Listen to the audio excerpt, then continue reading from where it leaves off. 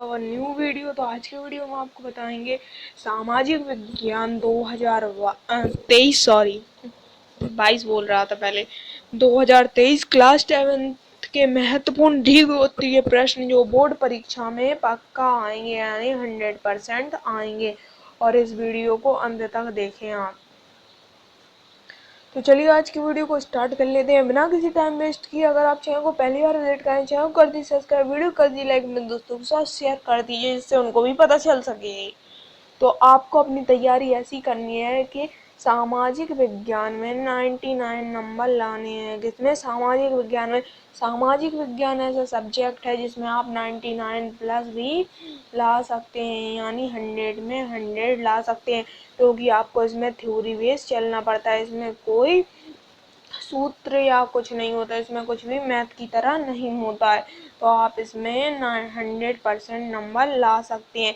बस आपको मेहनत करनी पड़ेगी, आपको अपनी तैयारी को एकदम अच्छी तरीके से करना पड़ेगा और आपको जो क्वेश्चन है उसको रटना नहीं है, उसको समझना पड़ेगा, उसके बारे में थ्योरी को याद करना पड़ेगा। थ्योरी को समझ कर याद कीजिए, लिख लिख कर याद कीजिए। या लिख लिख कर जब आप याद करते हैं तो आपकी एक तो लिखने की प्रैक्टिस होती है और दूसरा आपको याद करने में दिक्कत नहीं पड़ती है। अब आप यहीं से समझ जाएंगे कि जब आप लिख कर कोई भी कार्य करते हैं तो वो कार्य करने के बाद जब आप उस चीज़ को याद करने बैठते हैं या समझने बैठते हैं तो वो बहुत आसानी से याद हो जाता है। इसलिए आपको लिख लिख कर याद करना है। और सामाजिक विज्ञान में समझने का ही खेल होता है, क्योंकि अगर आपने समझ लिया और आपको अच्छे समझ में आ गया और क्वेश्चन आ गया तो आप उसके बारे में बनाकर भी लिख सकते हैं। इसमें आपको बनाने के भी नंबर मिलते हैं, यानी आप बना के लिखेंगे तो भी आपको नंबर मिलेंगे। तो चलिए स्टार्ट कर लेते हैं। सबसे पहले अपने स्टार्ट करते हैं क्वेश्चन से। तो आज की वीडियो में मैं आपको सिर्फ क्वेश्चन बताने वाला हूँ, आंसर नहीं बताने वाला हूँ।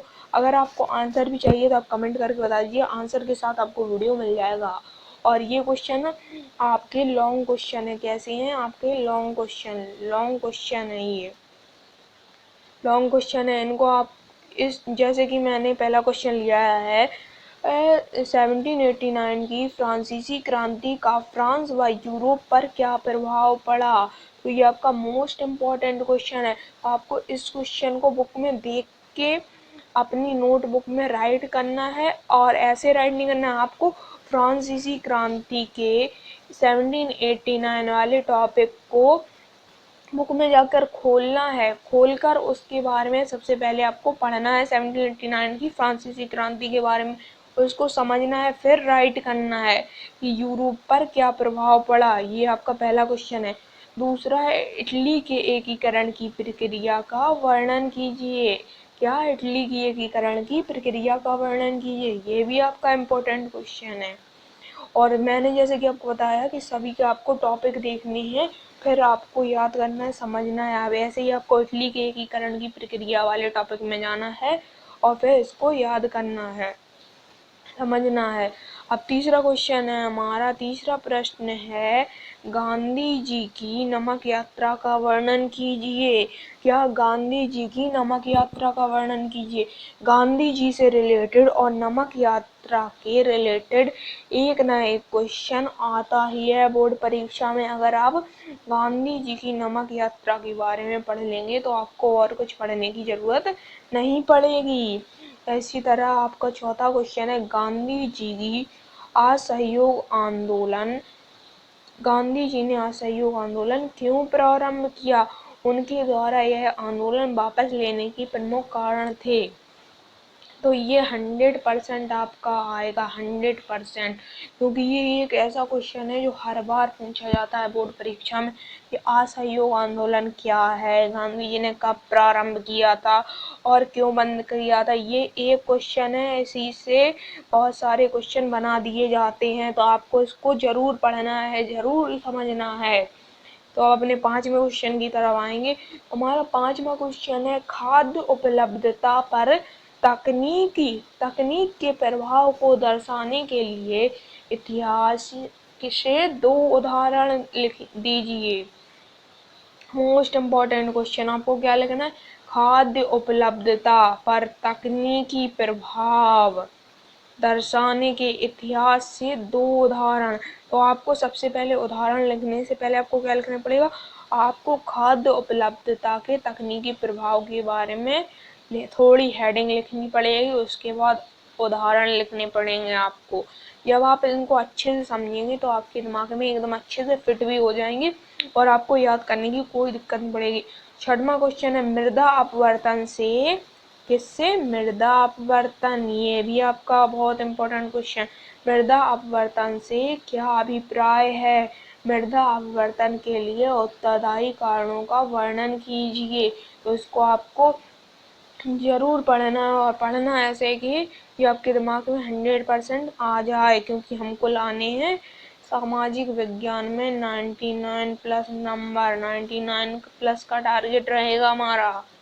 और आपको अपना टारगेट सेट करके रखना है कि यही सब्जेक्ट में मेरे इतने नंबर आने चाहिए, मेरी इतनी परसेंट आनी चाहिए। और अपनी पढ़ाई को एकदम कंटिन्यूसली करिए इस तरीके से कि फिर और आपको दोबारा से बुक उठा के या नोट रख के याद करने की जरूरत ना पड़े। आपने बस एक बार पढ़ लिया, आपके दिमाग में समझ में आ गया, बस खत्म। और हमारा जो 7वां क्वेश्चन है, भारत में पाई जाने वाली विभिन्न प्रकार की मृदाओं का वर्णन। देखिए यह भी मृदा वाला है, ये भी मृदा वाला। भारत में पाई जाने वाली विभिन्न मृदाओं का वर्णन कीजिए। इस क्वेश्चन का आंसर आपको पता होना चाहिए, क्योंकि अगर आप क्लास 11th में आर्ट्स स्ट्रीम लोगे तब भी ऐसे क्वेश्चन आएंगे। और आगे किसी कंपटीशन एग्जाम की, किसी कंपटीशन लेवल की तैयारी करोगे तो उसमें भी मृदा के बारे में पूछा जाता है कि भारत में कितनी प्रकार की मृदाएं पाई जाती हैं, मृदा अपवर्तन से क्या अभिप्राय है। तो ये काफी ज्यादा मोस्ट इम्पोर्टेंट क्वेश्चन है, इसको भी आपको कंप्लीट कर लेना है। अब हमारा आता है क्वेश्चन नंबर 8, बहुउद्देशीय परियोजना से होने वाले, किससे, बहुउद्देशीय परियोजना से होने वाले प्रमुख लाभों का वर्णन कीजिए। काफी इम्पोर्टेंट क्वेश्चन है मेरी दृष्टि में। बहुउद्देशीय परियोजना से होने वाले लाभों का वर्णन कीजिए, काफी इम्पोर्टेंट क्वेश्चन, आपको नोट डाउन कर लेना है। स्क्रीनशॉट लेना है तो स्क्रीनशॉट ले सकते हैं, काफी अच्छी क्लियरिटी आ रही है। नोट डाउन नहीं करना है, बाद में करना है तो कर लीजिए, क्योंकि नोट डाउन करना काफी जरूरी होता है। हमारा 9वां क्वेश्चन है, कृषि की 3 प्रमुख समस्याओं का उल्लेख कीजिए। वेरी इंपॉर्टेंट, आगे भी आएगा, वेरी इंपॉर्टेंट। कृषि की प्रमुख समस्याओं का उल्लेख कीजिए। इसके बाद भारत कृषि पर वैश्वीकरण के प्रभाव पर टिप्पणी करनी है। किस पे, भारत पर वैश्वीकरण, वैश्वीकरण, वैश्वीकरण, वैश्वीकरण नहीं, वैश्वीकरण। इसी के साथ 11वां क्वेश्चन है, भारत में लौह अयस्क के उत्पादन पर संक्षेप लिखिए। किसके ऊपर, भारत में लौह अयस्क, किसके ऊपर, लौह अयस्क के ऊपर लिखना है, लौह अयस्क के ऊपर संक्षिप्त टिप्पणी। इसी के साथ आपका 12वां क्वेश्चन, परिवहन तथा संचार के साधन किस देश के, परिवहन तथा संचार के साधन किस देश की जीवन रेखा तथा अर्थव्यवस्था क्यों कहे जाते हैं, ऐसे देश की जीवन रेखा तथा अर्थव्यवस्था क्यों कहा जाता है। ये बहुत मोस्ट इम्पोर्टेंट क्वेश्चन है और ये नया क्वेश्चन भी है, आपको इसको 100% तैयार करना है। इसी के साथ हमारा 13वां क्वेश्चन है, भारत में संघीय व्यवस्था की प्रमुख विशेषताओं का वर्णन कीजिए। ये भी इम्पोर्टेंट है आपका, भारत में संघीय व्यवस्थाओं का वर्णन कीजिए, इम्पोर्टेंट है 13वां क्वेश्चन।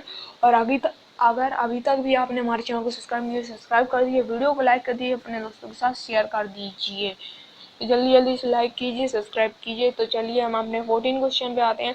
और 14 क्वेश्चन है, सामाजिक विभाजन। क्या, सामाजिक विभाजन की राजनीति को प्रभावित करते हैं। सामाजिक विभाजन की राजनीति को प्रभावित कौन करते हैं, उनके उदाहरण लिखने हैं। आप क्या लिखने हैं, उदाहरण। इसी के साथ हमारा 15वां क्वेश्चन है, सांप्रदायिकता लोकतंत्र के लिए घातक है। क्या, सांप्रदायिकता लोकतंत्र के लिए घातक है।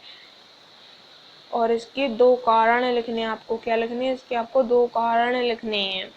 अब 16वां क्वेश्चन हमारा, लोकतांत्रिक शासन, क्या लोकतांत्रिक शासन प्रणाली से होने वाले कोई 4 लाभ लिखिए। ये लोकतांत्रिक वाला आपका बहुत मोस्ट इम्पोर्टेंट है, इससे आपका एक नया क्वेश्चन 100% मिलेगा, ये मेरी गारंटी है।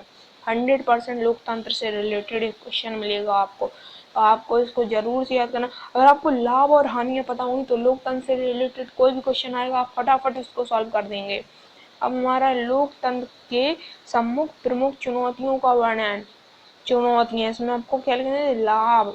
अब चुनौतियां यानी लोकतंत्र के सामने कौन कौन सी चुनौतियां आई हैं, आपको उनका वर्णन करना है। हमारे लास्ट 3 क्वेश्चन बचे हैं, क्योंकि आज के इस वीडियो में ज़्यादा क्वेश्चन नहीं, बस 20 ही बताएंगे। अगले वीडियो में हम और भी, अब अगले वीडियो में हम बताएंगे, अभी मैंने आपको बताया लॉन्ग क्वेश्चन, हम शॉर्ट क्वेश्चन बताएंगे अगले वीडियो में आपको।